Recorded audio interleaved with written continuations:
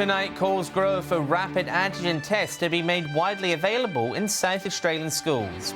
And plans for the Broken Hill Library and Cultural Precinct are scrapped. From our 7 Spencer Golf Studios, your nightly news with John Hunt begins now. Good evening. The Education Union is putting pressure on the South Australian Government to provide rapid antigen tests to schools before Term 1 begins. Teachers are worried that whole schools could face closure if COVID is detected in the classrooms. It's hard to believe, but school returns in little more than a week across South Australia. Teachers in the state have been wondering what will happen if COVID gets into the classroom. Education Minister John Gardner confirming today that schools will not close if a student or teacher tests positive to COVID-19. For a teacher, they will be provided with 7 rapid antigen tests at no cost to the teacher. They'll be provided by the site. Close contact teachers will have to provide a negative test result each day to return to the classroom. And indeed for students who are in that class, notification will be made to the parents. We'll be asking that they monitor for those symptoms, but those children will also be able to return to school. The Education Union pressuring the state government to provide all teachers rapid antigen tests despite being a close contact. The Premier, however, says that's not needed. There is just no way that we can be saying, look, we are going to be providing RAT tests against the very clear and consistent public health advice. The union also believes opening the schools in just 10 days' time is the wrong move, saying staff need more time to prepare. On the basis of feedback from 2,500 members last week, their professional opinion was that schools and preschools start should be delayed by 2 weeks, which would allow a whole range of safety measures to be implemented. Christian Komenos, 7 Spencer Golf News. South Australia's rapid antigen test collection hub rollout continues, with 2 new centres now open on the Eyre Peninsula. With more stock expected to arrive, more regional centres are expected to have hubs of their own soon. It's a move to get people tested and get their results as soon as possible. The South Australian Government launching 2 new rapid antigen test collection hubs in the Eyre Peninsula. We know that testing is one of the strongest tools that we've got to fight COVID. But of course, we have seen long lines and we've seen the fact that it can take 5, 6, 10, 12 hours to get a result. Close contacts of cases in Ceduna and Streaky Bay now able to collect 2 RAT kits free of charge. The speed and efficiency of the tests a major advantage in the race to curb the Omicron variant. The rapid tests, while not quite as accurate, give a fantastic new opportunity for people to get tested really quickly and get a good indication on their health status. The state government planning to open more collection hubs once more stock arrives. In Port Augusta, the local mayor says their hub has brought relief to residents. I think it's a great opportunity for community, but not only that, for the people close in the region. It saves them having to travel long distances to try to get this done. It's not all good news, with the Pharmaceutical Society of Australia warning of stock shortages in chemists until mid-February. In a statement, the Society's president says chemists will endeavour to fill stock, calling for patience from customers. Mark Zeta, 7 Spencer Golf News. The proposed library and cultural precinct upgrade for Broken Hill has been put on hold. A federal grant of $9 million was given to Broken Hill in October. However, a divide in community opinion has forced council to rethink the plans. After months of debate within the community, Broken Hill Council are going back to the drawing board. Plans for the Broken Hill Library and Cultural Precinct have been scrapped. The library has been put on halt or abandoned, the original plan. A federal grant had been awarded for the development. Mayor Tom Kennedy confirming the money will be used in some form, with the community to have a say. There is a report coming to council that will outline options to replace that plan with an archive, a purpose-built archives which will store our digital heritage. Despite the change, the Deputy Mayor says preserving Broken Hill's rich history is still important. He's calling for the initial proposal to be considered once again. We want to go back to the original plan of what it was to set up a good archive centre with quality controlled air and everything.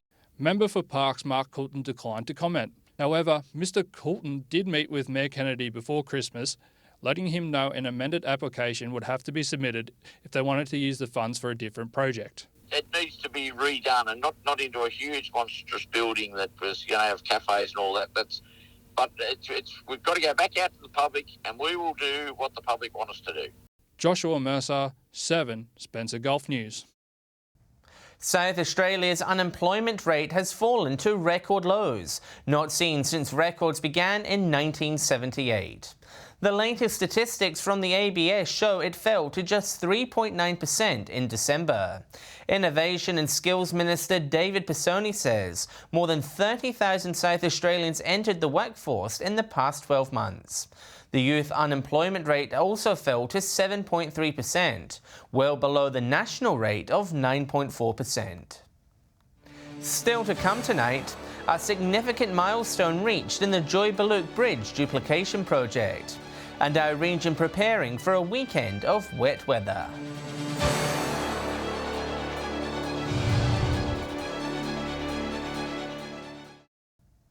Welcome back. A major milestone has been reached in the duplication of the Joy-Baluke Bridge in Port Augusta this week. The final beam has been put in place, with construction expected to be completed on time by the end of this year. It's one step closer for a major transport project in the Upper Spencer Gulf. The last of 132 bridge beams now in place for the duplication of the Joy-Baluke Bridge.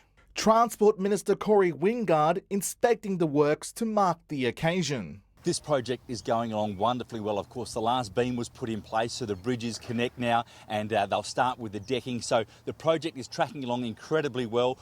More than $160 million has been granted for the project from the federal government. The duplication is hoped to alleviate traffic pressure on the bridge, which forms part of National Highway A1 to the Western Australian border. The bridge that was here before, if that went down or something happened there, that would cut off Australia. That's how important this piece of infrastructure is. So the duplication means that we have that guarantee, we have that surety. With the large amount of freight and road train traffic going through the city, it's also hoped the bridge duplication will also increase productivity and resilience. The member for Stewart saying residents' lives will be made easier. There are people who live on one side, work on the other side of the bridge. Very importantly, all of our emergency services are on the east side of the bridge. The police station, the ambulance station, the 2 fire stations. The project is on track to be completed by the end of the year. Mark Zeta, 7 Spencer Gulf News. A man has received an expiation notice in Port Lincoln after allegedly lighting a fire on Wednesday. Police and the MFS were called to the property around 9:40 p.m. on Wednesday night. It's alleged they found a resident burning rubbish off. The 39-year-old man was issued with the notice for igniting a fire without a permit during the current fire danger season. Police and MFS are urging the public to be aware of the restrictions. SES units are scrambling across the region to be ready, with wild weather already hitting parts of South Australia. Several locations have opened their doors today for sandbag distribution, helping locals prepare for potential flooding. Today has been a busy day, with parts of South Australia preparing for a big wet. Concerns have grown on the Eyre Peninsula, with extreme weather arriving on the region's doorstep. The SES and the Bureau of Meteorology warning the community to batten down the hatches. Help was on hand for many local residents today. A number of SES sites were handing out sandbags, helping local businesses and residents be prepared for flash flooding. And they will potentially be needed, with the Bureau of Meteorology saying falls are likely to be heavy. A number of warnings have been issued, including a flood watch. Eastern Eyre Peninsula and the Lower Eyre Peninsula, one of a number of regions told to brace for those conditions. Roads are expected to be impacted, with some local communities advised that they may become isolated. And we're not expected to get out of the woods until Monday, with experts fearing that the worst will happen over the weekend. The Bureau estimating that totals between 60 to 120 millimetres are likely by Sunday. For emergency assistance during floods and storms, the SES is encouraging people to call their helpline on 132 500. Agricultural officers will continue to help landowners control the spread of birdweeds this summer. Spring rainfall has helped weeds such as caltrop and khaki germinate and set seed during the warmer months.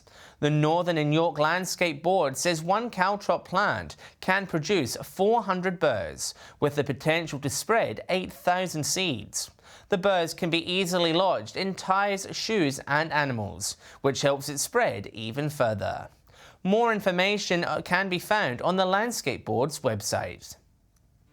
Stay with us, we meet this year's winner of the Port Lincoln Art Prize, and a Mid-North man doing his bit to preserve our nation's agricultural history.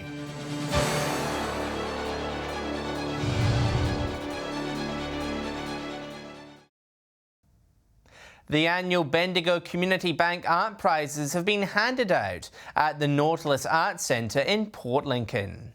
Talented artists from across the region were entered in this year's exhibition, showcasing a range of exciting works. Our region's creatives receiving recognition. The much anticipated Bendigo Bank Community Art Prizes have been awarded. Elizabeth Hammond winning the big one for her landscape piece of Every District Has One. So this is really a combination of lots of painting outside from my imagination or from my memory.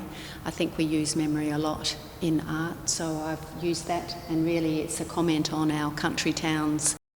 The decision a tough choice for Judge Erin Davidson. I love this prize because it's just such a diverse collection of artists with no theme, which is also very hard to judge and also to hang. The exhibition accepts works from across the nation, with 110 pieces entered this year. However, only 11 winners were crowned in their respective categories. It's been running for 15 years. Every year it gets better and better. Just an amazing collection of artwork generated by artists from here and from the region as well. A number of local businesses happy to financially back the event. We love being involved in anything community focused. I think this is the 4th year we've done this. I haven't got an artist's bone in my body, but I'd love to come down here and just get blown away by the exhibition. The range of different works hoping to bring some joy to the community. So to be able to go and see this work, I think is very uplifting for people. To see painting, it gives me a lot of joy, and I know it gives a lot of people in the town joy. Henry Millick, 7 Spencer Golf News. Community consultation on the proposed $2.6 million upgrades to Port Augusta's Ryan Mitchell Swim Centre has closed. Council says the results show ratepayers strongly support the installation of a water splash play area and maintenance of the 50-year-old pool. Community feedback also showing there were no major changes made to the proposal. Council has thanked residents for their input, saying the survey is part of their efforts to include the community in decisions. Broken Hill City Council says it's excited for the return of various library programs this weekend. From today, the library staff will resume their early years reading programs, Rhyme Time, Weekend Stories and Baby Bounce. Staff say it's never too early to start children reading, encouraging all parents to bring the family along. Bookings are required as numbers are limited due to COVID-19 restrictions. Those taking part are asked to include the number of adults and children that will be attending when booking. A farmer in Narrabee has taken us back through time with his collection of old antiques and machinery. If something's been used on a farm in the last century, then you'll most likely be able to find it at this museum. It's a look through the history of agriculture. Local farmer John Slattery has been collecting farming machinery and antiques for decades.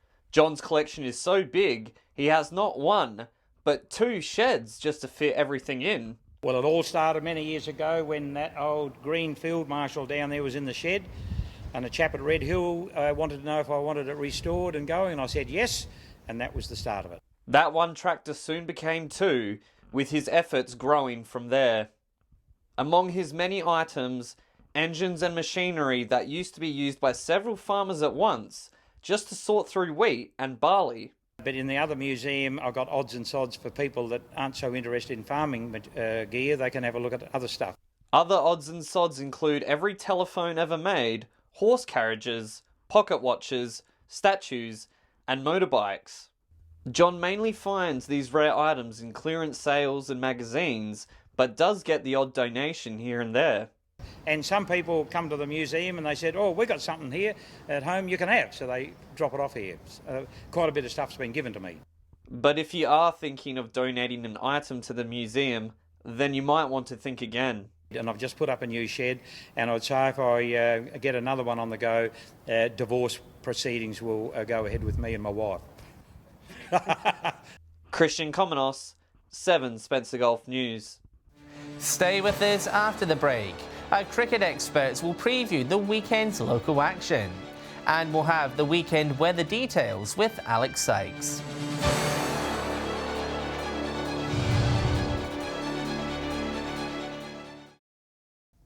Hello again. With the holiday season now behind us, our region's cricketers are getting back on the park and chasing wins in the lead up to the finals. Here's our cricket experts with their preview of this weekend's action. Hello and welcome to round 11 of Port Pirie Cricket. This round sees Props up against Port Germain at Memorial Oval. Props coming into this match full of confidence after a big win over Southport last week, while Port Germain are desperate for a win after losing their last 4 matches. I'm tipping Props.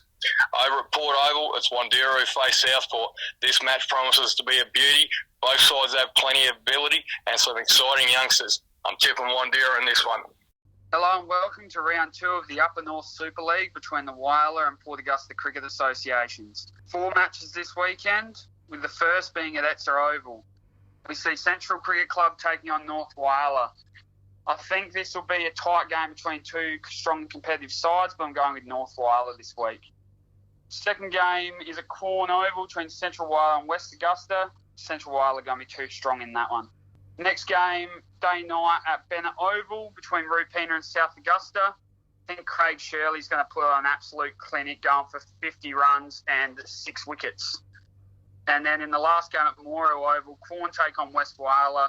Corn are going to be too strong, especially after Alex Hosking's 120 last week.